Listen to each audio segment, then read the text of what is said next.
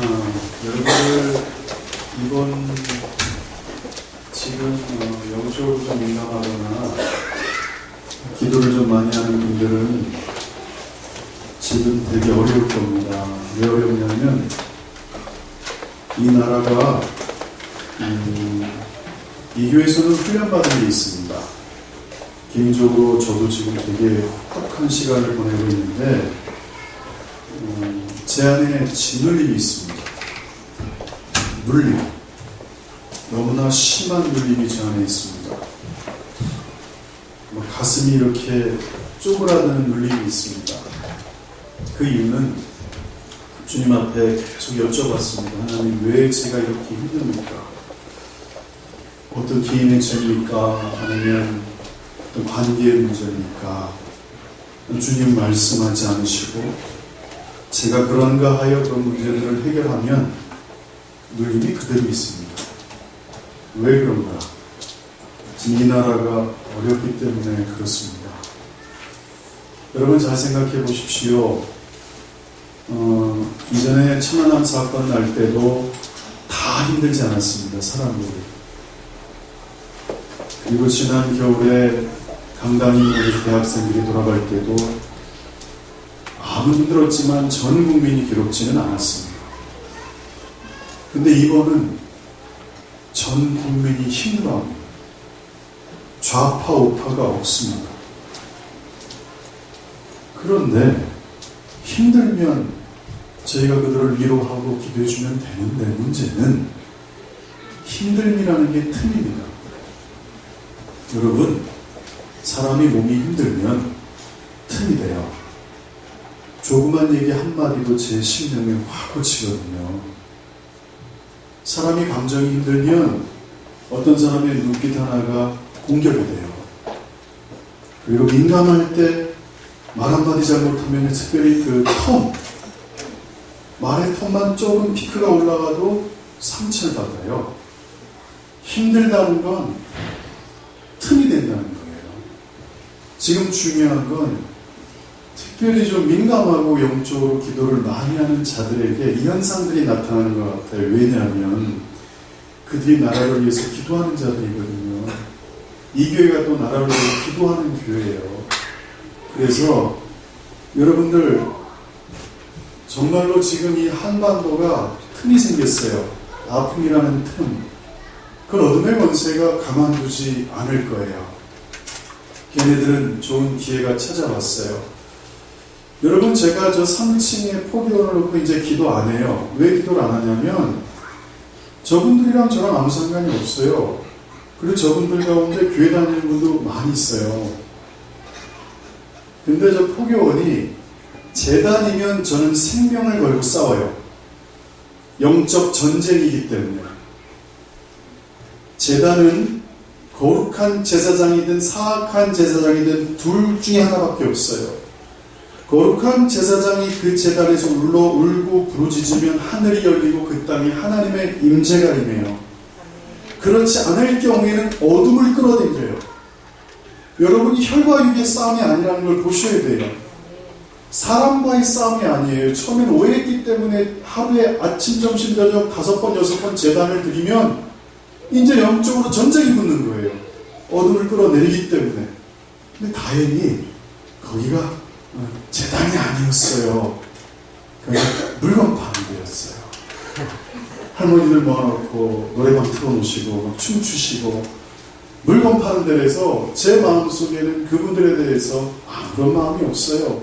왜? 재단이 아니기 때문에 그래요. 있어도 상관이 없어요. 인사드린다고요. 지나가시면 안녕하세요.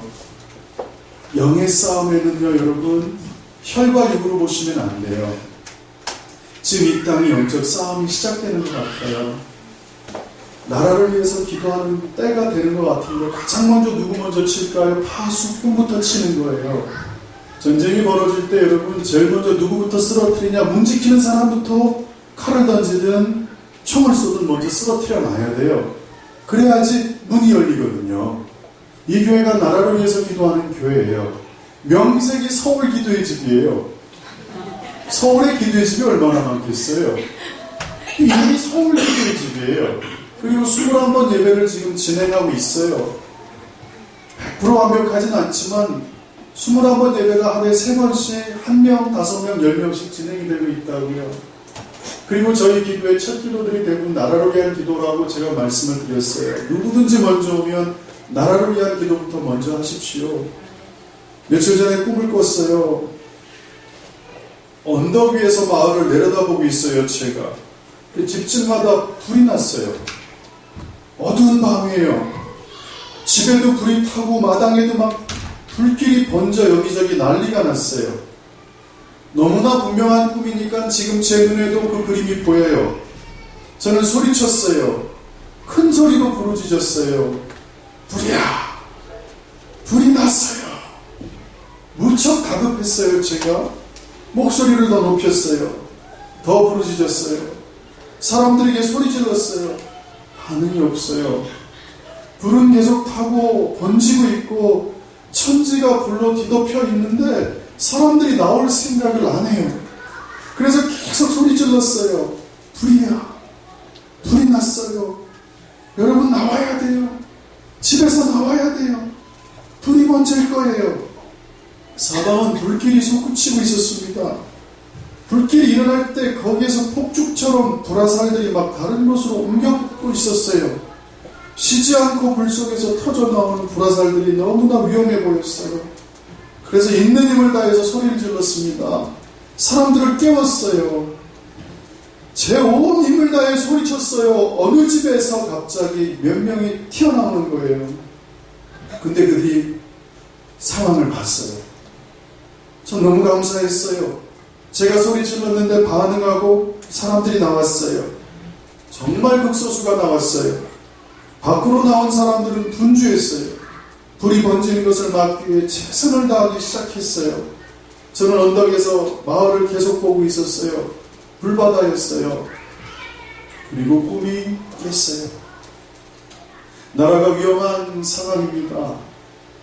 지금 왠지 모르게 껴있는 교회들은 압박감을 느낍니다. 지금 이 시점에 많은 사람들이 가슴이 쪼여옵니다. 아픔이 생겼습니다. 국가적인 아픔이 생겼습니다. 한 개인이 아파도 힘든 상황인데, 교회가 아파도 힘든 상황인데, 나라가 지금 아프고 있습니다. 땅에서 피를 토합니다. 여러분, 가인과 아벨 사건에서 가인이 아벨을 죽였을 때 아벨의 피가 울부짖는다 그랬어요. 그 어린 생명들 바다에서 울부짖는 거예요. 왜 울부짖을까? 그 피들이, 그 생명들이 거기서 죽어나갔기 때문이에요. 그래서 저희들이 깨어 있어야 돼요. 좋지 못한 것들이 지금 꿈틀대기 시작했어요. 제가 아내한테 계속 얘기했어요. 여보 이상해. 내가 너무 힘들어. 뭔지 모르겠지만 정말로 도망가고 싶고 숨고 싶고 가슴이 쪼여오고 괴롭고 대체 무슨 일이 벌어지는지 모르겠어. 너무너무 힘들어. 그리고 주님이 가르쳐 주시기 시작했어요. 아내를 통해. 여보 나란 것 같아. 아무리 봐도 나란 것 같아. 악한 영들이 이 나라의 기회를 잡는 것 같아요. 이제 막 촛불 시위가 진행이 될 거예요. 막 공격을 할 거예요. 권위의 생채기 낼 거예요. 여러분, 저희는 그 세상 사람들의 얘기에 귀를 기울이면 안 돼요. 저희는 말씀의 귀를 기울여야 돼요. 이 땅의 권위는 기도의 대상이에요. 저는 김대중 대통령 되셨을 때 눈물로 기도해줬어요. 노무현 대통령 됐을 때도 기도해줬어요. 이명박 대통령 될 때도 기도해줬어요. 박근혜 대통령 될 때도 기도해주는 거예요. 주님이 그렇게 하라고 하셨어요. 권위는 하늘에서 나기 때문이에요. 여러분, 지금 저희는 기도해야 될 때예요. 할렐루야. 정신 바짝 차려야 돼요. 여러분, 이 교회는 훈련받은 게 있어요. 영적으로 다운되는 걸 개인화시키지 말라는 거예요. 개인의 문제가 아니라는 거예요. 그게 아니라 뭔가 하나님이 기도를 시키려는 거예요. 아멘. 할렐루야. 아멘. 나라가 없으면 우린 존재하지 못해요. 이 나라가 5천년 역사 동안 이렇게 아름답고 좋은 시기를 보낸 것처럼 생각해요. 이 시대 젊은이들은. 아니에요. 저보다 연배가 10살, 20살만 많은 분들은 이미 알아요. 이 나라가 얼마나 어려웠던 나라였는지 알아요. 잠시 하나님이 이 시대에 지금 한국을 이렇게 번성케 하셨어요. 여러분, 이 나라만큼 위정자들을 존경하지 않는 나라가 없어요. 영국 가서 놀라는 게 그거예요. 웨스트민스터 사원 앞에 가면 농상들이 서 있어요. 거기에는 나쁜 짓 한 사람도 있고 좋은 짓 한 사람도 있어요. 그러나 그 나라의 위정자이기 때문에 다 존경해주고 있어요. 근데 재밌는 게 있답니다. 영국 사람 웨스트민스터는 영국의 중심지인데, 우리나라로 치면 시청 같은 곳인데, 거기에 다른 나라 사람 한 사람의 동상이 앉아 있어요. 링컨이에요. 왜 영국 사람들의 위정자들이 있는 그 동상 옆에 링컨이 앉아 있을까? 링컨이 왜 앉아 있을까? 존중하는 거예요. 역사상 인류가 저지른 죄악 중에 가장 큰 죄, 사람이 사람을 종으로 삼는 것, 죽여도 괜찮았던 것, 흑인은 사람이 아니었던 때, 그때에 링컨이 생명을 걸고 그걸 뒤집어 놨어요. 수많은 갈등과 아픔이 있었지만 하나님께서 그 일을 그 사람을 통해 진행하셨어요. 할렐루야. 여러분, 명심하셔야 됩니다. 나라가 없으면 여러분은 존재하지 않습니다.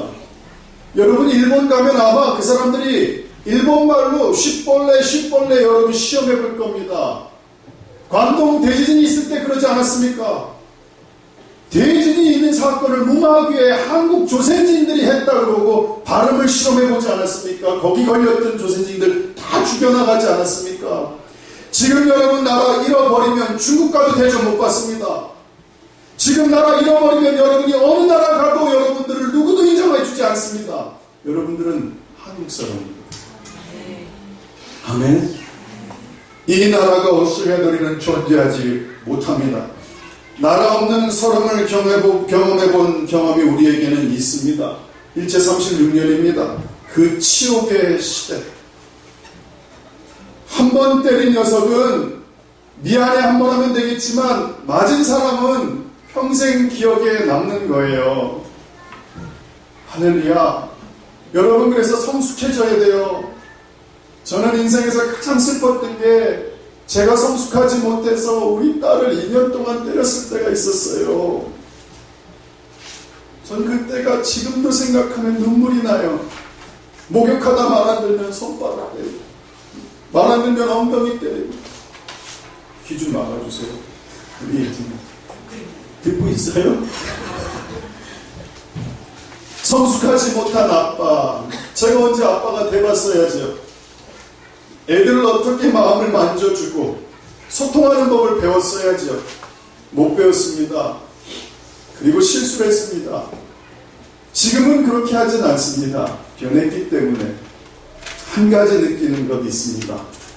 여러분이 성숙해지고 변화되면 다른 사람들이 여러분으로 인해서 화평을 누릴 수가 있어요. 보호받을 수 있다고요. 말 한마디 부드럽게 해주면 마음이 풀려요. 눈빛 한번 따뜻하게 해주면 그 사람의 인생이 바뀌어요. 그런데 내 안에 생채기가 있으면 자꾸 다른 사람들을 휘둘러서 찔러요. 이 교회에서 여러분들 그래야 돼요. 성장하길 소망합니다. 일본 사람들 성장한 거 아니에요. 그 사람들 성숙한 민족 아니에요. 겉으로는 미안하다, 친절이 최고다, 예의 범절이다 말하면서 36년 동안 이 땅을 국모를 죽이고 국권이 유린되고 대동아 전쟁에 수많은 젊은이들 끌려가고 젊은 여성들이 위안부라는 명목으로 팔려가고 잡혀가고 개인의 모든 재산이 수탈당하고 국어를 잃어버리고 이 나라의 문화재 다 약탈되고 을사조약이 불법이라는 것을 국제사회에 호소하려고 네덜란드 헤이그에 이준희, 장렬, 이종 이 세 사람을 파견합니다. 근데 이준 열사가 장렬히 사망하게 되는데 그 땅에서 몸이 아파 아무도 돌아봐 주지 않습니다. 국제사회는 이미 헤게모니 싸움이 있었습니다. 미국, 영국, 일본, 독일, 러시아 중심으로 돌아갔기 때문에 영국은 인도를 자기네 식민지로 만들고 일본은 한국을 만드는 거에 합의했기 때문에 더 이상 식민지 문제는 건드리지 않았습니다. 국제사회는 한국을 감정적으로는 감싸줬습니다. 그러나 냉혹한 현실 앞에서는 감정적 호소도 아무런 효과가 없었습니다. 아무리 대한민국이 불법으로 강탈당하는 순간에도 열강은 자신의 나라의 이익에만 관심을 뒀습니다. 약한 나라의 억울함을 들어주지 않았습니다. 오늘 여러분 마음속에 깊이 품고 있어야 됩니다. 나라 잃어버리면 끝장입니다. 나라 잃어버리면 끝장되는 겁니다. 수많은 피난민들이 생겨날 것이고 다수의 생명의 죽음에 처하게 될 것이고 나라가 나뉘어버리게 될 것입니다. 요즘 저는 이 말씀이 저한테 계속해서 반복적으로 주님께서 가르쳐주고 계십니다. 사도행전 17장 26절 27절 인류의 모든 족속을 한 혈통으로 만드사 다시 풀어보면 한 사람으로부터 인류의 모든 나라를 만드시고 온 땅에 살게 하시고 그들의 연대 때를 정하시고 거주하는 땅의 보더라인 경계 바운드리를 한정하셨으니 오늘 이 말씀이 저한테 막 와닿습니다. 아, 하나님 그렇군요. 나라가 일어나고 사라지는 모든 것이 하나님의 주권입니다. 그러면서 주님이 오늘 사무엘상 2장 6절을 또 말씀하십니다. 이 말씀을 같이 펴보겠습니다. 사무엘상 2장 6절입니다. 이거는 개인에게도 포함되는 이야기고 공동체 국가에도 포함되는 이야기입니다. 사무엘상 2장 6절 말씀에 여호와는 죽이기도 하시고 살리기도 하시고 스올 지옥에 내리기도 하시고 거기에서 올리기도 하시는도다. 여호와는 가난하게 하시고 부하게도 하시며 낮추기도 하시고 높이기도 하시는도다. 가난한 자를 침투해서 일으키시기도 하고 빈궁한 자를 거름더미에서 올려서 귀족들과 함께 앉게 하시며 영광의 자리를 차지하게 하시는도다. 땅의 기둥들은 여호와의 것이라. 여호와께서 세계를 그것들 위에 세우셨도다. 하나님의 주권 가운데 나라를 세우셨습니다. 하나님의 주권 가운데 각 개인을 세우셨습니다. 한 나라가 지구에서 5,000년의 역사를 가진 경우가 정말 찾기 힘듭니다. 여러분 미국 초강대국 불과 40-50년 전만 해도 냉전체제의 시작, 미소, 이 두 양극 체제가 시작됐을 때 저희 어렸을 때는 소련과 미국, FBI, KGB의 싸움이라고 생각했습니다. 한순간 소련이 몰락하고 러시아로 많은 연방체제로 나뉘게 되면서 미국이라는 나라가 초인류 국가가 됩니다. 300년밖에 되지 않은 나라입니다. 영국 신사의 나라 웃기는 소리입니다. 존 웨슬리 이전에는 바이킹의 나라였습니다. 도로의 2층에서 죄송하지만 화장실 오물들을 2층에서 던지던 나라입니다. 그리고 그 긴 치마에 똥오줌 다 묻고 다녔던 나라가 영국입니다. 불과 300년 만에 그 땅이 신사의 나라가 됐다고 지금 우리는 생각합니다. 여러분 호주가 발견된 지 네덜란드를 통해 300년밖에 안 됐습니다. 그리고 정착한 건 100몇십 년밖에 지나지 않았습니다.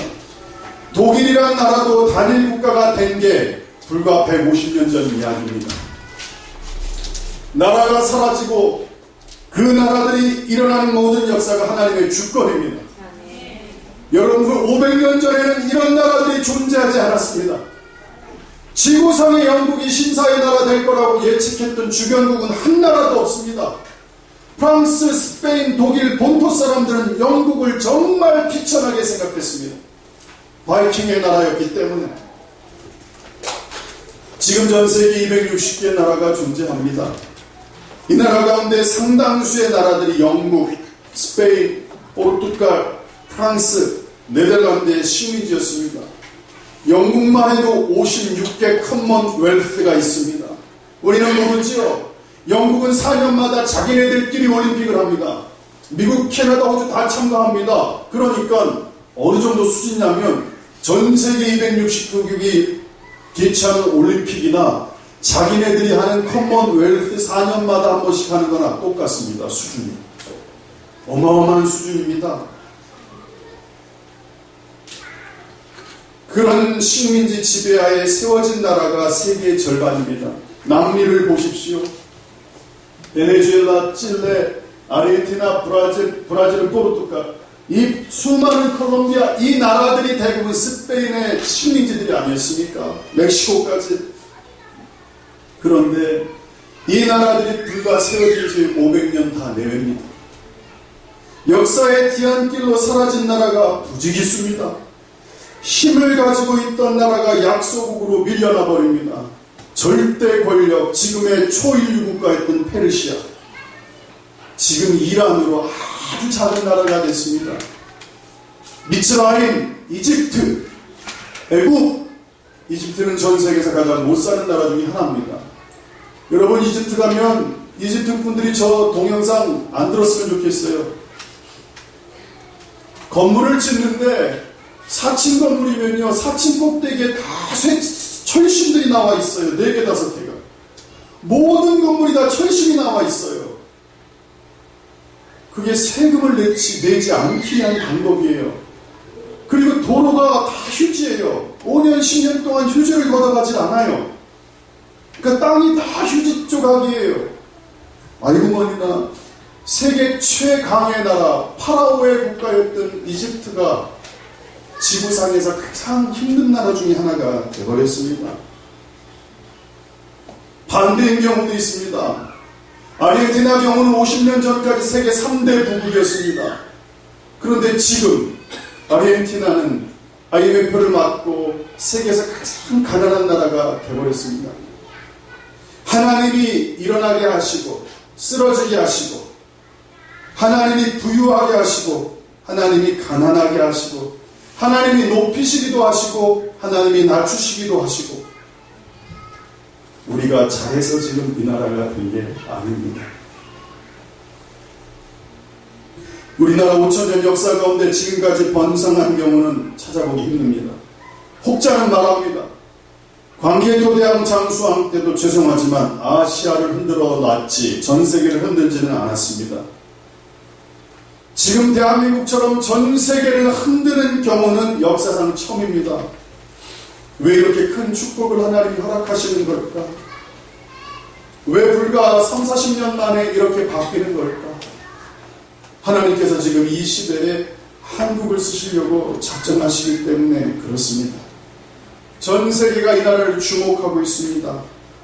그리고 더 중요한 건 전 세계의 교회가 한국을 너무나 귀하게 생각하고 있다는 사실입니다.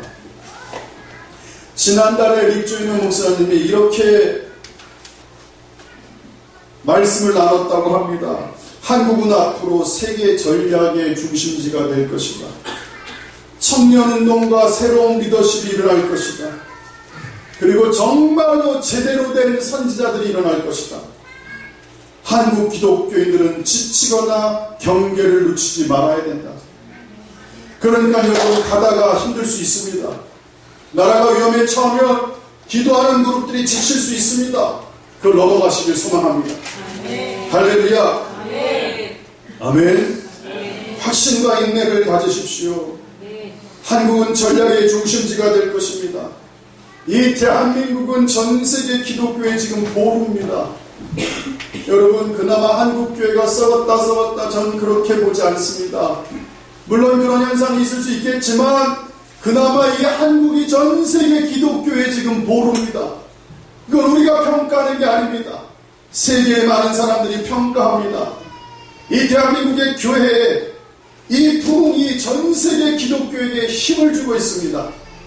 유럽이 전 세계를 흔들며 기독교 국가가 됐지만 영국, 프랑스, 독일, 스페인 무슬림들이 장악하기 시작했고 교회가 다 모스크로 팔려나가기 시작하고 불과 30-40년 전만 해도 전국 전 인구의 20-30%가 예배를 드렸다. 지금은 3% 2%밖에 드리지 않고 그 예배 장소에 가면 할머니들밖에 없습니다.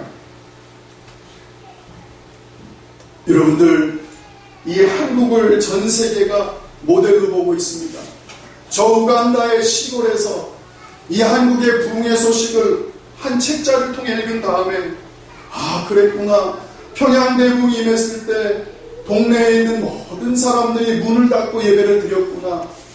한 도시가, 평양이라는 그 거대 도시가 80% 이상이 예수 믿는 사람들로 바뀌어서 범죄율이 급격히 떨어지고 감옥의 간수들이 할 일이 없어서 놀게 되고 이런 상황이 벌어지게 됐구나. 그래서 울면서 기도합니다. 하나님, 한국교회처럼 이 불쌍한 나라가 변화되게 도와주십시오. 그게 한국이 하나님이 전 세계에 지금 들어쓰는 이유십니다. 너희들을 통해 내가 영광 받으시겠다는 겁니다. 아멘. 세계 최대 빈국, 통계가 말해주는 세계 최빈국인 한국이 복음을 받아들였을 때, 하나님이 주인이십니다라고 선포했을 때 전 세계 6번째, 7번째 나라로 세우신 하나님, 그 하신 하나님을 수많은 나라들이 보게 될 것이다. 한국을 통해 하나님이 영광 받는 것을 세계가 따라가게 될 것이다. 그것이 여러분, 하나님이 이 나라를 세우신 이유입니다. 남과 북은 DMZ로 군사들이 지금 무장하고 경계를 늦추지 않고 있습니다. 영적으로도 영적인 파수꾼과 중보자들이 이 어둠의 세력들과 교착 상태입니다. 이 남북한이 통일되면 엄청난 일이 벌어지게 될 겁니다. 여러분이 상상할 수 없는 일이 벌어지게 될 겁니다. 많은 사람이 얘기합니다. 젊은 친구들, 북한에 있는 사람 내려오면 다 먹여 살려야 된다. 군비만 줄여도 충분하다는 겁니다. 북한에 있는 수많은 자원, 생물들, 광물들이 이 한국 사람의 손에 만져졌을 때 이 시너지는 상상할 수 없다는 겁니다. 여러분, 인구가 1억만 되면요, 내수로 가능해요. 수출 없어도. 남북한 해외에 흩어져 있는 디아스포라 다 합치면 지금 8천만 명이에요. 한국이 작은 나라가 아닙니다. 한국 무시무시하게 여러분들 크게 될 나라일 줄 믿습니다. 근데 이 나라가 지금 어려움에 처해 있습니다. 전 국민이 아파하는 틈을 나쁜 녀석들이 틈타고 있습니다. 그걸 공격의 기회로 그 상처를 헤집고, 어려울수록 국론이 하나 돼야 되고, 어려울수록 지금 제일 급한 게 뭡니까? 매뉴얼 정착 아닙니까? 공과 사회 문제를 확실하게 처리하고 두 번 다시 그 일이 일어나지 않도록 머리를 모아야 되는 거 아니겠습니까? 저는 이 말이 옳다고 생각합니다. 거기에 온 힘을 기울여야 되는 시기입니다. 나뉘어지면 끝장납니다. 나뉘어지면 이 나라가 무너집니다. 그래서 깨어있는 교회들이 영적으로 먼저 공격을 당합니다.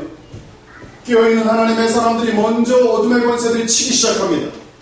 그래서 파수꾼들이 경계를 늦추고 지치게 만듭니다.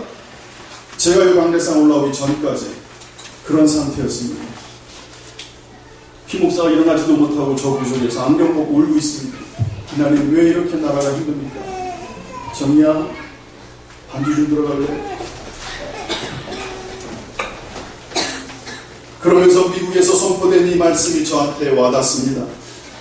이 땅의 젊은이들이 일어나게 될 것이다.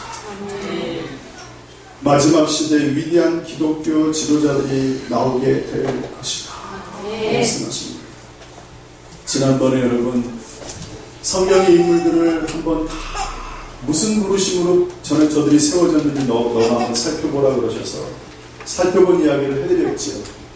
아브라함, 큰 민족을 이루어라, 나라를 만들어라. 야곱, 너의 이름을 이스라엘로 바꿀 것이다. 요셉아, 너가 바로 서게 됨으로 이스라엘이 한 나라가 구원을 받고, 너가 바로 섬으로 이집트가 구원받았고, 7년 흉년 동안 이집트가 쌀을 곡식들을 갖고 있음으로 말미암아 주변의 많은 나라들이 그 어려운 때에 살아나지 않았니? 모세가 한 나라를 끌고 나오지 않았니?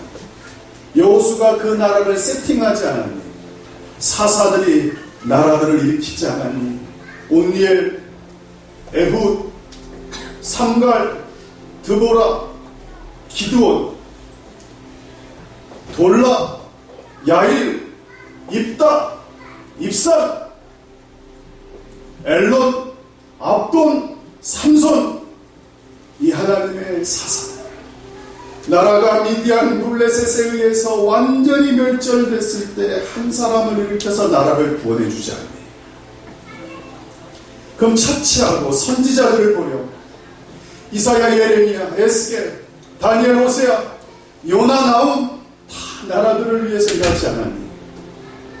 예수 그리스도 우리의 구원자, 온 인류의 구원을 위해서 그분이 십자가에 돌아가시지 않았니? 내가 베드로를 할례자의 사도로 세우지 않았니? 유대인.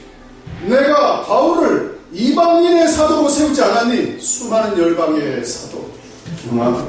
그러면서 그러셔요. 너가 한번 교회 역사를 한번 다시 한번 네가 눈으로 한번 생각해봐.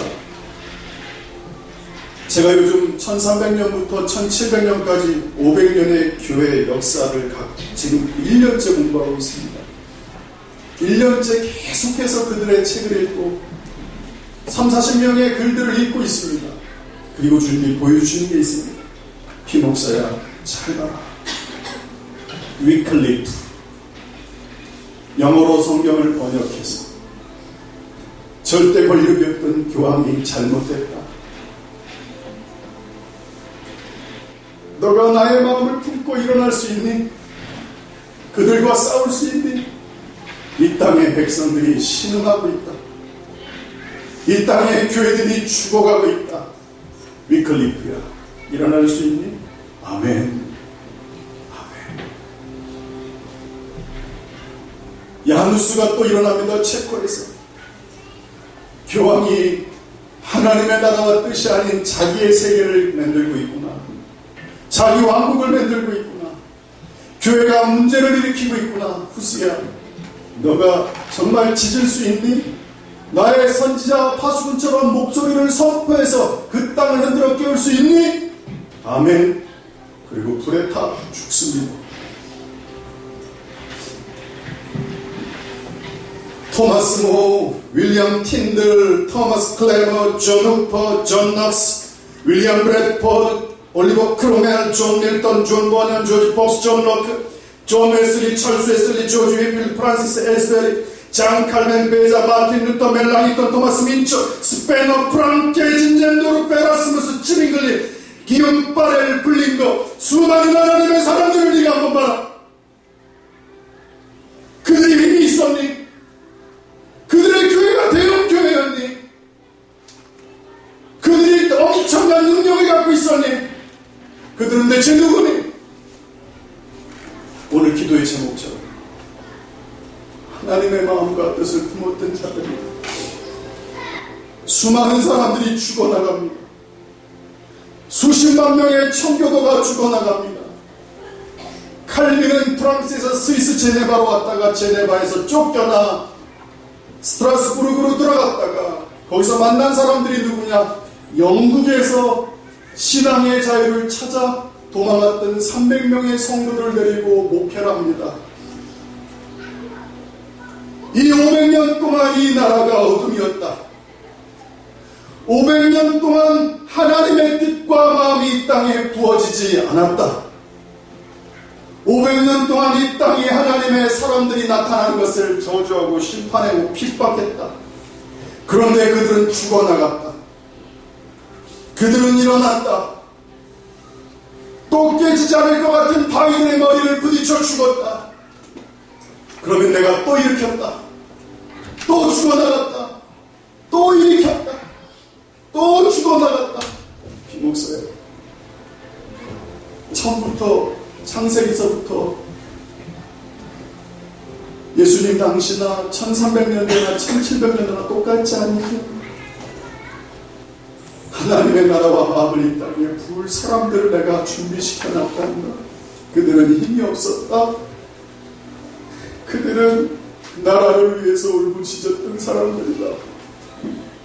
그 땅은 교회의 부패를 선포했던 자들이다. 여러분 보십시오. 이스라엘 선지자들이 누구를 책망합니까? 주 타깃이 이스라엘 사람들입니다. 이스라엘 종교 지도자들입니다. 예배의 변질입니다. 예수님 당시에 가장 주님께서 격렬한 자들이 누굽니까? 바리새인 사두개인들입니다. 바울이 부딪혔던 자들이 누굽니까? 교회의 기득권 세력들 아닙니까? 저는 지금 이 교회들을 뭐라 그러는 게 아닙니다. 하나님의 사람들이 어떻게 나오는지를 네가 유심히 지켜봐라. 너는 힘이 없다. 그러나 내가 루터 당시에 내가 이 땅에 왔다면 내가 루터한테 갔겠니? 아니면 가장 사악했던 알렉산드르의 6세 교황한테 갔겠니? 영아 내가 세인트폴 상당으로 갔겠니? 아니면 루터 옆에서 위로하고 있었겠니? 피목사야, 네가 잘 봐야 된다. 나라를 위한 사역은 대단한 사람들이 끌어가는 게 아니다. 성경의 모든 인물들이 그냥 하나님의 말씀을 붙잡고 의지하고 갔던 자들이다. 그들에게도 연약함이 있었다. 그들에게도 온전하지 못했다. 그러나 그들에게는 한 가지가 있었다. 하나님의 나라가 이 땅에 이루어질지어다. 하나님의 뜻이 이 땅에 이루어질지어다. 지금 이 땅의 싸움은 혈과 육의 싸움이 아닙니다. 영의 싸움입니다. 좌파우파의 싸움도 아닙니다. 어둠이 이 땅을 덮으려고 분열의 영, 사망의 영, 속임의 영, 기만의 영. 여러분, 하나님은 신중하십니다. 신중하지 않은 건 하나님의 성품과 위배됩니다. 안전불감증은 신중하지 않다는 얘기입니다. 이 땅의 정치 지도자들이 하나님의 성품과 멀어졌다는 겁니다. 그 하나님은 질서의 하나님이십니다. 그 하나님은 권위의 하나님이십니다. 섬김의 하나님이십니다. 겸손의 하나님이십니다. 저는 오늘 여러분들에게 제가 지금 받은 마음을 나눠주고 있습니다. 이 한국을 전 세계가 주목하고 있다는 사실을 기억하십시오. 하나님의 말씀에 타협하지 않겠다는 그런 자들이 이 땅에서 일어날 것입니다. 그거를 이 글에서 얘기해 주고 있습니다. 이 한국이 그런 나라가 될 줄 믿습니다. 여러분들 영적인 군사들로 서십시오. 사람은 사랑의 대상입니다. 그러나 사람은 신뢰할 수 없습니다. 오직 신뢰할 수 있는 분은 하나님 한 분이십니다. 아멘.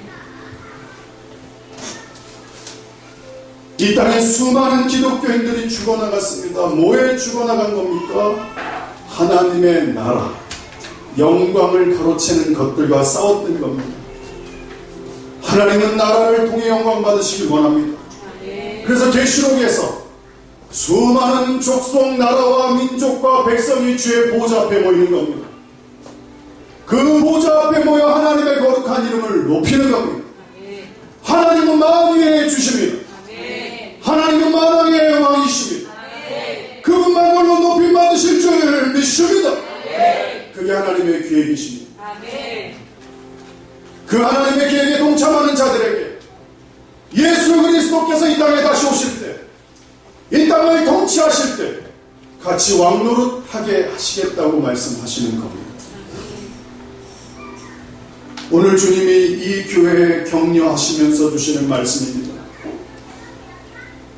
신명기 7장 7절 말씀. 여러분 힘들고 어려울 때마다 이 말씀을 가슴속에, 말씀을 그냥 통째로 장절로 외우십시오. 77. 저는 외우고 있는 말씀입니다. 7장 7절. 여호와께서 이스라엘을 택하실 때 주신 말씀입니다. 너희를 기뻐했다. 근데 너희를 택한 이유는 너희가 다른 민족보다 수요가 많기 때문이 아니다. 오히려 모든 민족 중에 가장 작기 때문이다. 여호와께서 너희를 사랑하셔서 너희 조상들에게 하신 언약을 지키시려고 자기의 권능의 손으로 너희를 인도하여 내셨다. 하나님이 연약한 자들을 들어 쓰실 겁니다. 수가 많다고 하나님이 일하시는 게 아니라고 말씀하고 있습니다. 그게 인류의 모든 역사에서 하나님 손에 붙잡혔던 자들이 가는 길이었습니다. 피해 다니고 진제도르프도 국가에서 쫓겨나서 독일에서 쫓겨나 방황하는 신세를 10수년을 합니다. 루터도 죽음의 위기에서 계속 도망다닙니다. 하나둘씩 죽어나갑니다.